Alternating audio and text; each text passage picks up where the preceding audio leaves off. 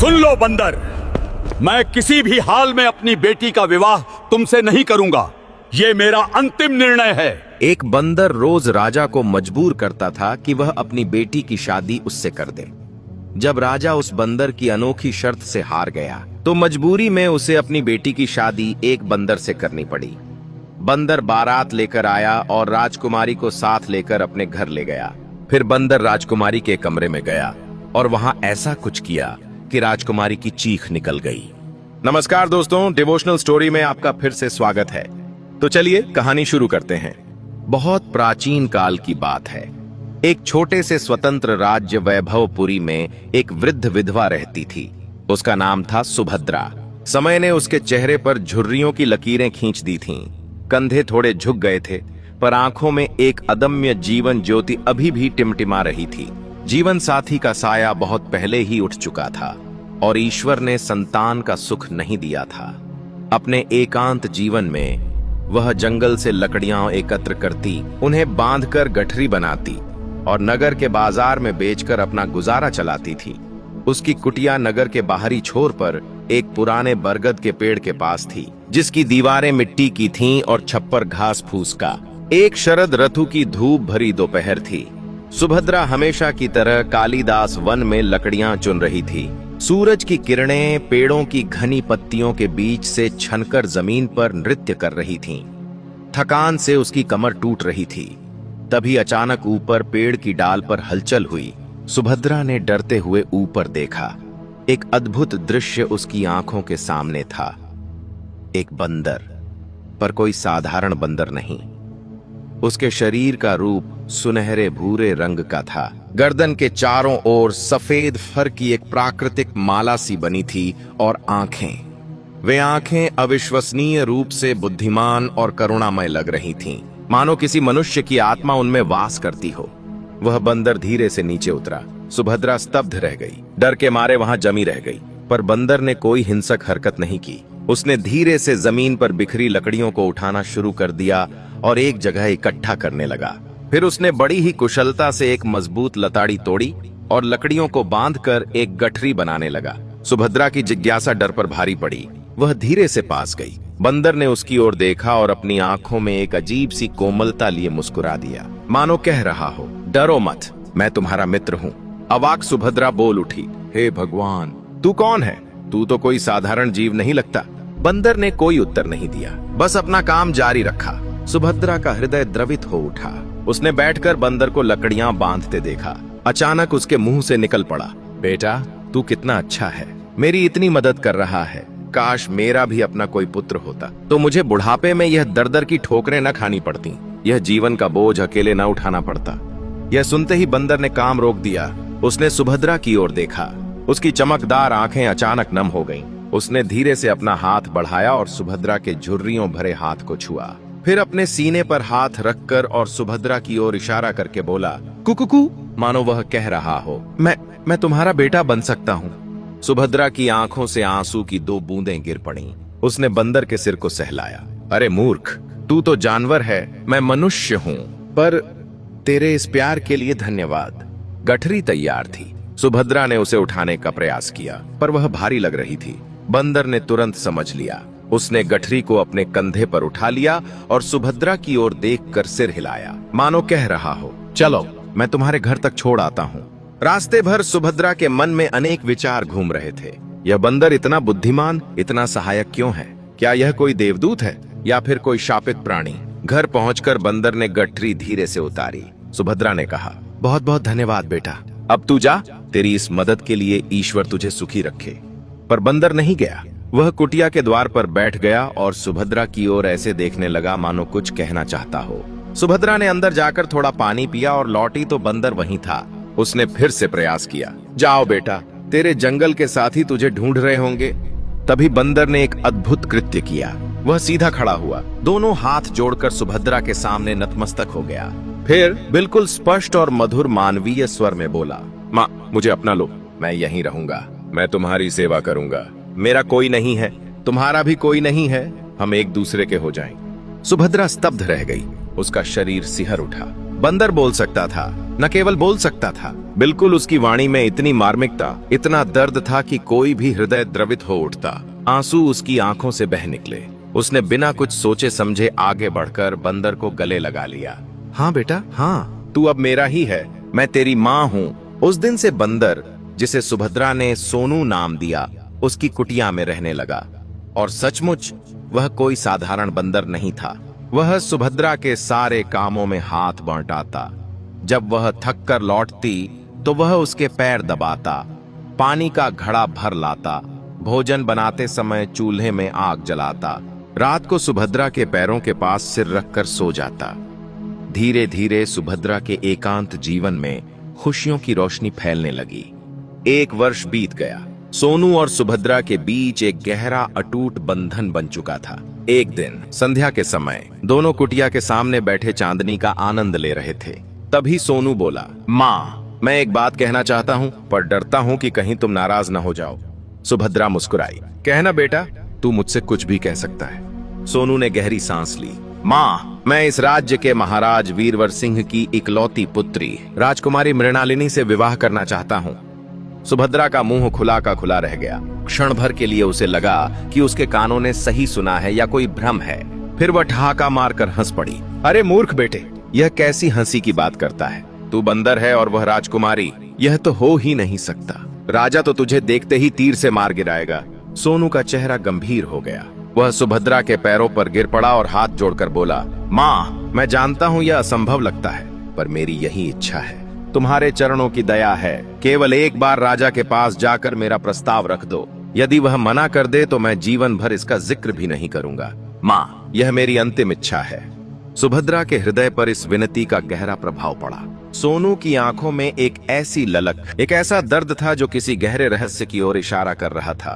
अंततः वह मान गई। अच्छा ठीक है, मैं चलती हूँ, पर पहले तू मुझे अपने हाथों से एक प्याली चाय बनाकर पिला।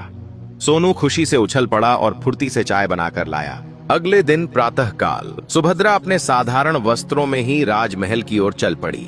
महल का भव्य प्रवेश द्वार, ऊंची दीवारें और सजे धजे पहरेदार देखकर उसका हृदय धड़कने लगा। द्वारपालों ने रोककर पूछा, कहाँ जा रही है बूढ़ी? यह राजमहल है, भिक्षा के लिए नहीं। सुभद्रा ने हाथ जोड़कर कहा, भैया, मुझे महाराज से एक अत्यंत जरूरी बात करनी है, कृपया अंदर जाने दो। पहरेदार हंसे।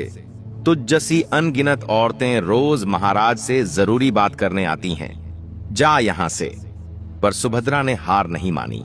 वह लगातार विनती करती रही। अंततः एक वृद्ध द्वारपाल को दया आ गई और उसने उसे अंदर जाने दिया।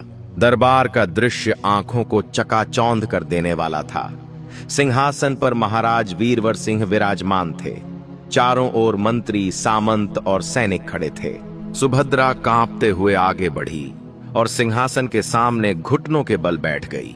राजा ने कड़क स्वर में पूछा, कौन हो तुम और क्या चाहती हो? सुभद्रा का गला सूख रहा था। वह बोली, महाराज, मेरा नाम सुभद्रा है। मैं एक गरीब विधवा हूँ। मेरी एक विनती है, पर कहने में बड़ी लज्जा आती है। डरो मत, स्पष्ट कहो, राजा ने कहा। सुभद्रा ने साहस बटोरा। महाराज, मेरा एक पुत्र है। वह इंसान नहीं है, वह एक बंदर है। दरबार में सन्नाटा छा गया। फिर कुछ लोग मुस्कुराने लगे, कुछ हंसने लगे। राजा के माथे पर बल पड़ गए। सुभद्रा ने आगे कहा,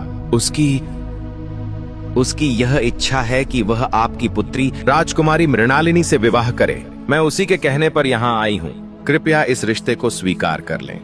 एक पल के लिए पूरा दरबार स्तब्ध रहा। फिर राजा का क्रोध भयंकर रूप में फूट पड़ा। वह गरजते हुए उठ खड़े हुए। क्या कहा? एक बंदर? मेरी मृणालिनी का विवाह एक बंदर से? पागल हो गई है बुढ़िया, तेरे दिमाग में कीड़े पड़ गए हैं क्या? उन्होंने हाथ के इशारे से सैनिकों को आदेश दिया, इस पागल औरत को यहाँ से बाहर फेंक दो और इतना धक्का दो कि दोबारा महल की तरफ मुंह करके भी न देखे। सैनिकों ने क्रूरता से सुभद्रा को पकड़ा और महल की सीढ़ियों की ओर घसीटा। वह गिरती पड़ती, चिल्लाती हुई सीढ़ियों से लुढ़कती चली गई। उसके शरीर पर कई चोटें आईं, हाथ पैर छिल गए, सिर से खून बहने लगा। रोती बिलखती वह अपनी कुटिया की ओर लड़खड़ाते हुए चल पड़ी। जैसे ही सोनू ने उसे देखा, उसकी आंखें आग बन गईं। वह दौड़कर आया और सुभद्रा को सहारा देकर अंदर ले गया। सुभद्रा ने क्रोध और पीड़ा से भरकर एक लकड़ी का डंडा उठाया और सोनू पर वार करते हुए चिल्लाई, देख लिया ना तेरा किया, तेरी इस मूर्ख इच्छा ने मेरी जान ले ली, मारे मारे फिरा दिया उन लोगों ने, काश मैं तेरी बात न मानती। सोनू ने डंडे के 2-3 वार सहन किए, फिर आंसू भरी आंखों से सुभद्रा से लिपट गया। माँ, मेरी प्यारी माँ, माफ करना, घबराओ मत, यह सब ठीक हो जाएगा, पर तुम हार मत मानना, एक बार फिर जाना होगा। फिर जाना? सुभद्रा चिल्लाई, तू मेरी जान लेकर ही दम लेगा क्या? सोनू ने उत्तर नहीं दिया। उसने अपने गले से एक चमकदार दिव्य प्रकाश से युक्त मणियों की माला निकाली। माला के मोती नीलम और चांदी से जड़े हुए थे और हल्की स्वर्णिम आभा फैला रहे थे। उसने माला को हाथों में लेकर कुछ अज्ञात मधुर मंत्र पढ़े और फिर सुभद्रा के घावों पर फूंक मारी। एक अद्भुत घटना घटी। माला से एक कोमल स्वर्णिम प्रकाश की किरणें निकलीं और सुभद्रा के शरीर पर फैल गईं। उसके सारे घाव खरोंचें छोटे पल भर में ठीक हो गईं। खून बहना बंद हो गया, दर्द गायब हो गया। सुभद्रा चकित रह गई। उसने सोनू को हैरानी से देखा। अब उसे विश्वास हो गया कि सोनू कोई साधारण प्राणी नहीं है। अगले दिन सोनू ने फिर विनती की। सुभद्रा मन ही मन डर रही थी, पर उसकी आंखों में छल के आंसू देखकर फिर तैयार हो गई। दूसरी बार भी वही हुआ। राजा ने और भी क्रोधित होकर उसे दंडित किया। सुभद्रा फिर घायल अवस्था में लौटी और सोनू ने फिर उस माला से उसे ठीक कर दिया। तीसरे दिन जब सुभद्रा तीसरी बार दरबार में पहुंची तो राजा का क्रोध शांत हो चला था। उन्होंने व्यंग्यात्मक मुस्कान के साथ कहा, तू बड़ी जिद्दी है बुढ़िया। ठीक है, मैं एक शर्त पर तेरे बंदर पुत्र को अपना दामाद बनाने को तैयार हूँ। सुभद्रा की आंखों में आशा की चिंगारी जगी। क्या शर्त है? महाराज, राजा वीरवर सिंह ने महल की खिड़की से बाहर सुभद्रा की दूर दिख रही कुटिया की ओर इशारा करते हुए कहा, कल सूर्योदय से पहले इस रात्रि के अंत तक तेरी वह टूटी फूटी कुटिया इस महल से ऊंचा एक भव्य महल बन जाना चाहिए। इस महल में मेरे यहाँ के सेवकों से दुगने सेवक उपस्थित हों और इस नए महल से मेरे महल तक के मार्ग पर शुद्ध रेशम के गलीचे बिछे होने चाहिए। यदि यह हो गया तो मैं विवाह स्वीकार कर लूंगा। दरबार में मंद मंद मुस्कुराहट फैल गई। सब जानते थे कि यह असंभव था। सुभद्रा का चेहरा उतर गया, पर उसने सिर झुकाकर कहा, जैसी आपकी आज्ञा महाराज। वह निराश मन से लौटी। घर पहुंचकर उसने सोनू को सारी बात बताई और कहा, देख लिया बेटा, राजा ने हमें असंभव शर्त दे दी है, अब तू अपना मन मार ले। पर सोनू का चेहरा चमक उठा। वह बोला, माँ, बस इतनी सी बात? यही तो मैं चाहता था। यह सब कल सुबह तक हो जाएगा, तुम चिंता मत करो। सुभद्रा समझ नहीं पा रही थी। रात हुई, चांद आकाश में चमक रहा था। सुभद्रा ने ईश प्रार्थना की और सोने के लिए लेट गई, पर उसकी आंखों में नींद नहीं थी। मध्यरात्रि के समय सोनू ने अपनी वह दिव्य माला निकाली। वह कुटिया के बाहर गया, आकाश की ओर देखा और माला को हाथ में लेकर ऊंचे स्वर में कहने लगा, हे पवित्र मणिमाला, हे देवी शक्ति के प्रतीक, मेरी विनती सुनो। इस साध्वी माता की कुटिया को इस राजमहल से ऊंचा एक अद्भुत महल बना दो। इस महल में 400 सेवक उपस्थित हों और इस महल से राजमहल तक के मार्ग पर लाल रेशम के गलीचे बिछ जाएं। यह कहते ही माला से एक तेज प्रकाश फूटा जो पूरे आंगन में फैल गया। हवा में एक मधुर संगीत सा गूंजने लगा। फिर एक अद्भुत नजारा सुभद्रा की आंखों के सामने घटित होने लगा। वह पुरानी कुटिया धीरे धीरे विलीन होने लगी। उसकी जगह संगमरमर के सफेद पत्थर उगने लगे। पल भर में एक विशाल 3 मंजिला शिखरों और मेहराबों से सजा हुआ भव्य महल खड़ा हो गया। महल के फाटक सोने चांदी से जड़े थे। खिड़कियों में रंगीन कांच थे। आंगन में फव्वारे छलछला उठे और सचमुच एक लाल रेशम का गलीचा चमकती हुई मशालों की कतारों के साथ सीधे राजमहल के द्वार तक पहुंच गया। महल के दरवाजे पर सजे धजे द्वारपाल, अंदर चाकर, दासियां, रसोइये सब उपस्थित थे। सुभद्रा अपनी आंखों पर विश्वास नहीं कर पा रही थी। वह मूर्ति की तरह खड़ी रह गई। सोनू ने आकर उसका हाथ थामा और अंदर ले गया। महल के भीतर का वैभव देखकर सुभद्रा रो पड़ी। सोनू ने कहा, माँ, अब सो जाओ, कल सुबह सब ठीक हो जाएगा। प्रातःकाल जब राजा वीरवर सिंह ने अपने कक्ष की खिड़की से बाहर देखा तो उनकी सांसें रुक गईं। सामने जहां कल तक एक दरिद्र कुटिया थी, आज एक अति भव्य, अपने महल से भी ऊंचा प्रासाद खड़ा था। रेशमी गलीचा चमक रहा था। उन्होंने अपनी रानी सौदामिनी को बुलाया। रानी भी चकित रह गईं। राजा ने सिर पकड़ लिया। उन्हें अपना वचन निभाना था। दरबार में उन्होंने घोषणा की, मैं अपनी पुत्री मृणालिनी का विवाह सुभद्रा के पुत्र सोनू के साथ तय करता हूं। पूरे महल में कोहराम मच गया। रानी रो पड़ी। मंत्री हैरान थे, पर राजा का आदेश अटल था। राजकुमारी मृणालिनी, जो स्वभाव से अत्यंत बुद्धिमान और संवेदनशील थी, ने जब यह सुना तो वह भीतर तक हिल गई, पर उसने विरोध नहीं किया। वह अपने शीश महल में बैठी प्रार्थना करने लगी, हे प्रभु, यदि यही मेरा भाग्य है तो मुझे शक्ति दो। पर इस बंदर की आंखों में मैंने एक अलौकिक चमक देखी है। कुछ तो है, कोई रहस्य है। विवाह का दिन आया। सोनू को राजसी वस्त्र पहनाए गए। वह एक सजे हुए घोड़े पर सवार हुआ। सुभद्रा भी सुनहरे वस्त्रों में सजी थी। बारात राजमहल पहुंची। विवाह के समय पूरा महल शोक में डूबा हुआ था। जब मृणालिनी को दुल्हन की वेशभूषा में लाया गया तो उसके चेहरे पर घूंघट था, पर आंसू उसके गालों पर मोतियों की तरह लुढ़क रहे थे। राजा और रानी की आंखें भी नम थीं। विवाह संस्कार संपन्न हुआ। फिर विदाई का क्षण आया। मृणालिनी ने माता पिता के चरण छुए। राजा ने आंसू पोंछते हुए कहा, बेटी, मुझे माफ करना, मुझे अपने वचन का पालन करना था। मृणालिनी ने धीरे से कहा, पिताजी, भाग्य से कोई नहीं लड़ सकता। मेरे मन में एक आशा है कि यह सब किसी उद्देश्य से हो रहा है। और फिर वह बंदर के साथ पालकी में बैठकर उस नए महल की ओर चल पड़ी। रात्रि हुई। महल के सबसे भीतरी कक्ष में मृणालिनी अकेली बैठी थी। उसका हृदय जोर जोर से धड़क रहा था। तभी दरवाजा खुला और सोनू अंदर आया। मृणालिनी का शरीर डर से कांप उठा। वह दीवार से सट गई। आंसू उसकी आंखों से बहने लगे। उसने चीख मारने ही वाली थी कि सोनू ने कोमल स्वर में कहा, डरो मत, मैं तुम्हारा अहित नहीं करूंगा। मृणालिनी ने देखा कि बंदर की आंखें इतनी दयालु, इतनी बुद्धिमान थीं कि उसका डर कुछ कम हुआ। सोनू ने आगे बढ़कर कहा, तुम मुझसे घृणा करती हो, यह मैं समझ सकता हूँ, पर यदि मैं तुम्हें अपना वास्तविक रूप दिखाऊं तो शायद तुम मुझसे भयभीत न रहो। मृणालिनी ने आश्चर्य से पूछा, वास्तविक रूप? तुम कौन हो? सोनू ने उत्तर नहीं दिया। उसने अपने गले से वही दिव्य माला निकाली। उसे हाथों में लेकर उसने कुछ मंत्र पढ़े। कक्ष में एक चमकदार आभा फैल गई। मृणालिनी ने अपनी आंखें मूंद लीं। जब उसने आंखें खोलीं तो सामने बंदर नहीं, एक अत्यंत सुंदर तेजस्वी युवक खड़ा था। उसके चेहरे पर उदात्तता थी। आंखों में एक गहरा दर्द और ज्ञान था।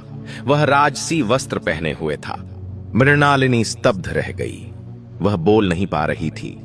युवक ने मधुर स्वर में कहा, मैं राजकुमार अमरदीप हूं।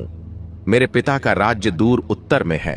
एक दुष्ट तांत्रिक, जिसे मेरे पिता ने दरबार से निकाला था, ने मुझ पर यह शाप डाला है कि मैं दिन के समय बंदर बना रहूंगा और रात्रि के समय ही अपने मानव रूप में आ सकूंगा।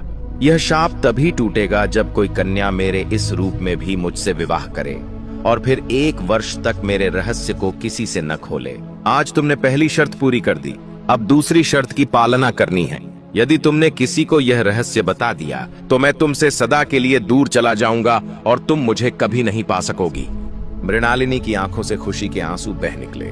उसने कहा, मैं वचन देती हूं, मैं इस रहस्य को अपने प्राणों से भी अधिक सुरक्षित रखूंगी। उस रात दोनों ने एक दूसरे को अपनी अपनी कहानी सुनाई। अमरदीप ने बताया कि कैसे उसने सुभद्रा को अपनी मां बनाया और कैसे उसकी दिव्य माला, जो एक सिद्ध संत ने उसे दी थी, उसके शाप को कुछ कम करने की शक्ति रखती है। मृणालिनी ने अपने हृदय की सारी बातें कह डाली। धीरे धीरे प्रेम की एक मधुर बेला ने उन दोनों को आपस में बांध दिया। अगले कुछ महीने सुखपूर्वक बीते। दिन में सोनू अमरदीप बंदर के रूप में रहता, पर मृणालिनी उसे अपना पति ही मानती। वह उसकी देखभाल करती, उसके साथ बैठकर बातें करती। रात होते ही अमरदीप अपने वास्तविक रूप में आ जाता और दोनों साथ समय बिताते। सुभद्रा भी खुश थी, पर उसे इस रहस्य का पता नहीं था। एक दिन राजमहल में एक भव्य समारोह आयोजित हुआ। राजा के एक मित्र राजा की पुत्री का विवाह था। निमंत्रण मिलने पर अमरदीप ने मृणालिनी से कहा, तुम अकेले जाओ, मैं वहां गुप्त रूप से उपस्थित रहूंगा, पर याद रहे मेरा रहस्य किसी को नहीं बताना। मृणालिनी ने वचन दिया। वह सज धज कर समारोह में पहुंची। महल की शोभा देखते ही बनती थी। फूलों की सजावट, दीपों की पंक्तियां, उत्सव धर्मी संगीत। मृणालिनी एक कोने में बैठ गई। तभी उसकी माता रानी सौदामिनी आईं और उसके पास बैठ गईं। रानी की आंखें भर आईं। उन्होंने मृणालिनी का हाथ थामकर कहा, बेटी, तू कितनी दुर्भाग्यशाली है, इतनी सुंदर, इतनी गुणवान, और तेरा पति एक बंदर। मेरा हृदय चीत्कार कर उठता है जब मैं तेरी दशा सोचती हूँ। काश तुझे भी कोई सुयोग्य राजकुमार मिलता। माता के इन शब्दों ने मृणालिनी के हृदय को छलनी कर दिया। उसका सारा संकल्प, सारा वचन भूल गया। भावनाओं में बहकर वह बोल उठी, माँ, वह बंदर नहीं है, वह मेरा पति राजकुमार अमरदीप है। वह रात को मनुष्य बन जाता है। वह एक शापग्रस्त राजकुमार है। यह कहना था कि अचानक महल में एक तेज हवा का झोंका आया। सभी दीपक बुझने लगे। लोग हैरान होकर इधर उधर देखने लगे। मृणालिनी ने देखा कि महल के दूसरे छोर पर, जहां अमरदीप गुप्त रूप से खड़ा था, एक तेज प्रकाश की चकाचौंध हुई और फिर अंधेरा छा गया। जब दीपक फिर जले तो अमरदीप गायब था। मृणालिनी का हृदय टूट गया। उसे अपनी भयंकर भूल का एहसास हुआ। वह फूट फूट कर रोने लगी।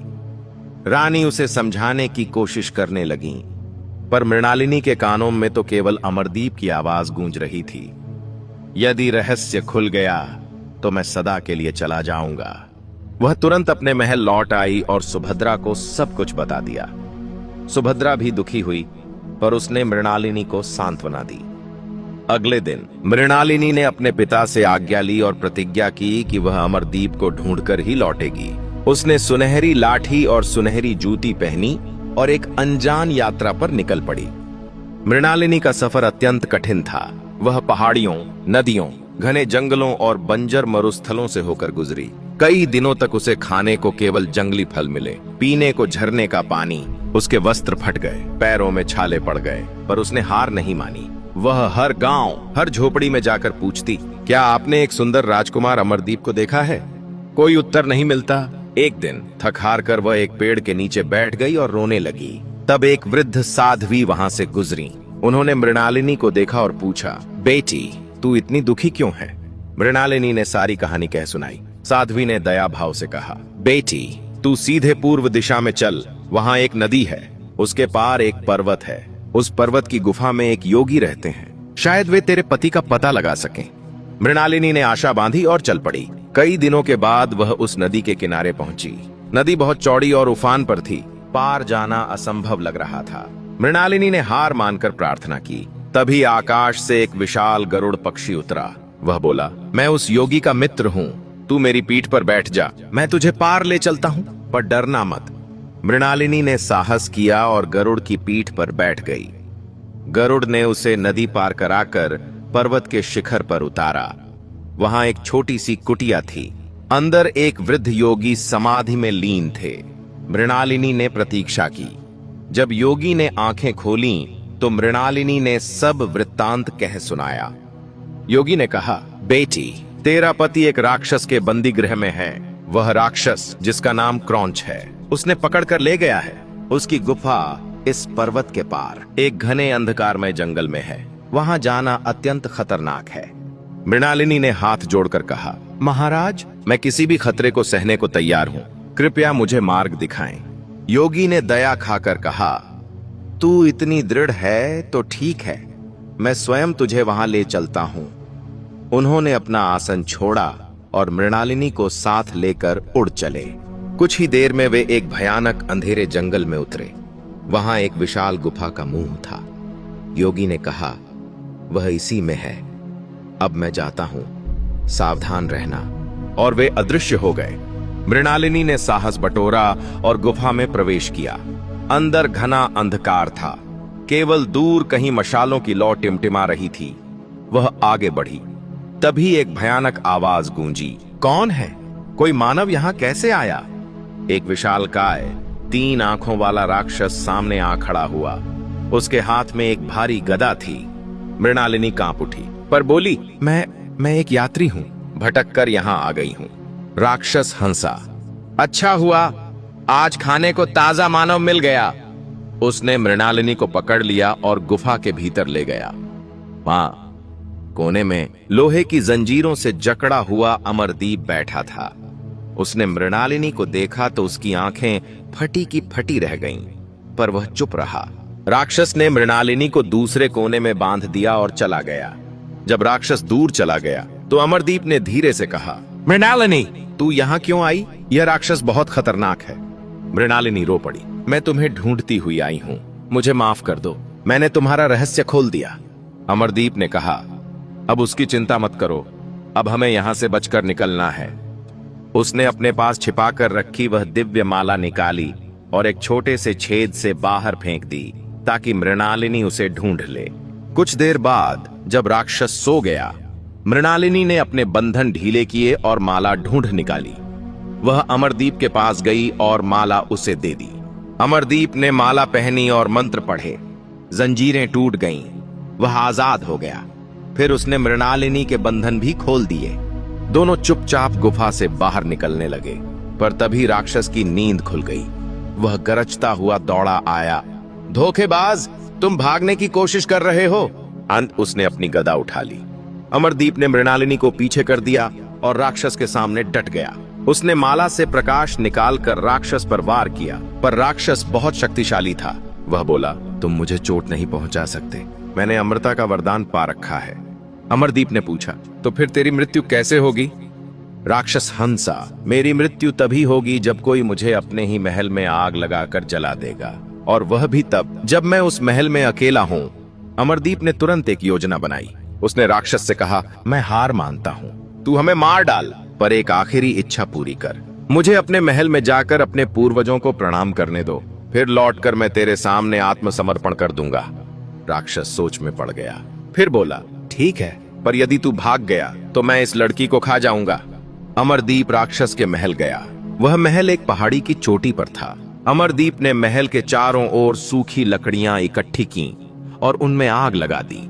फिर वह ऊंचे स्वर में बोला, अरे राक्षस क्रौंच, तेरा महल जल रहा है, तू आकर बचा ले। राक्षस ने दूर से धुआं देखा तो वह घबराकर दौड़ा आया। अमरदीप ने छिप कर देखा। जैसे ही राक्षस अकेला महल में घुसा, अमरदीप ने महल के सभी दरवाजे बाहर से बंद कर दिए। आग तेज हो चुकी थी। राक्षस चीखता चिल्लाता रह गया, पर बाहर नहीं निकल सका। कुछ ही देर में वह भस्म हो गया। अमरदीप तुरंत लौटकर गुफा में आया और मृणालिनी को लेकर बाहर निकला। राक्षस के मरते ही अमरदीप पर से शाप का प्रभाव टूट गया। उसका बंदर रूप सदा के लिए विलीन हो गया और वह स्थायी रूप से राजकुमार अमरदीप बन गया। दोनों खुशी खुशी वैभवपुरी लौटे। जब सुभद्रा ने अमरदीप को देखा तो वह रो पड़ी। राजा वीरवर सिंह और रानी सौदामिनी भी अत्यंत प्रसन्न हुए। उन्होंने एक भव्य दरबार लगाया और सबके सामने अमरदीप और मृणालिनी का पुनः विवाह संस्कार किया। अमरदीप ने सुभद्रा को अपनी माता के रूप में सदा के लिए अपने साथ रखा। कुछ समय बाद अमरदीप अपने पिता के राज्य भी गया और उन्हें सब कुछ बताया। उसके पिता ने भी उसे आशीर्वाद दिया।